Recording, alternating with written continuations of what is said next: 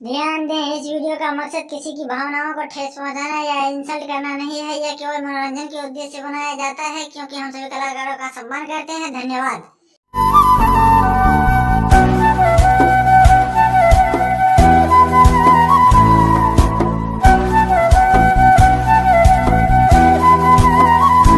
Hello, हाजिर कौन? मैं तुझसे ऐसे मिलूं जैसे रामलाल की छोड़ी श्यामलाल के छोड़े से मिला था। तेरी जान बन जाऊं।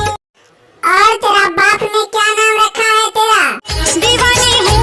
अरे बाप रे, ये कैसा नाम है? क्या ये सच है कि ये तेरा नाम ही है? हंसियां जो की कसम। बाप रे, सुना है तेरा दिल कोई चुरा ले गया।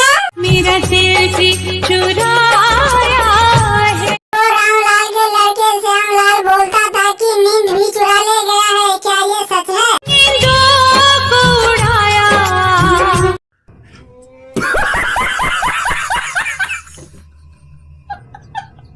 लेकिन ये सब करता कौन है? रामू के लड़के ने। और कौन करता है? उस लड़के पे